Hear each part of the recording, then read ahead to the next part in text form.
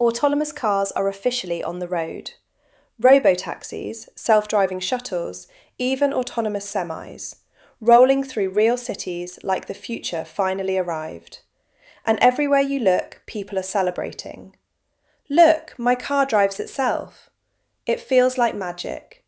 And that's exactly the problem. Because what we see looks futuristic, but what's happening behind the scenes is a very different story. I'm Alina, and today we go above the noise to get the real scoop on autonomous vehicles.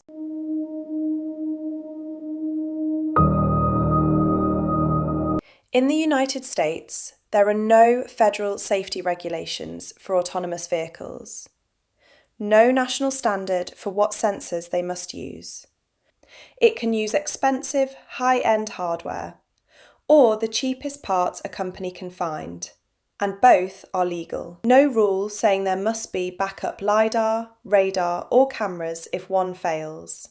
There's no standardised testing protocol before these systems hit public roads. Every company is building its own system, its own standards, and its own definition of safe.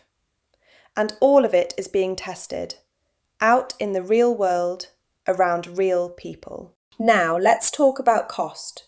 A full self-driving hardware stack can add $50,000 to $150,000 on top of the base vehicle. That means every autonomous car on the road is incredibly expensive to build, expensive to maintain, and expensive to repair. So companies do what companies always do. They look for ways to cut costs.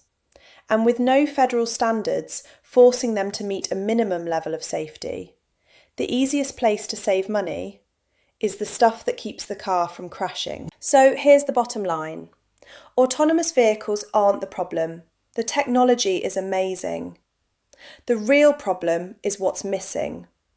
There are no federal safety standards, no required sensors, no mandated backups, no national testing protocol, and no unified regulations for a system that's already driving next to you on the highway. So right now, every autonomous vehicle on the road is operating without a safety baseline, and every person around it is trusting a system that hasn't earned that trust. Because until we have real standards, real testing, and real oversight, autonomous cars are a complete unknown, backed by hope and good vibes. And that is an unacceptable standard when it comes to public safety.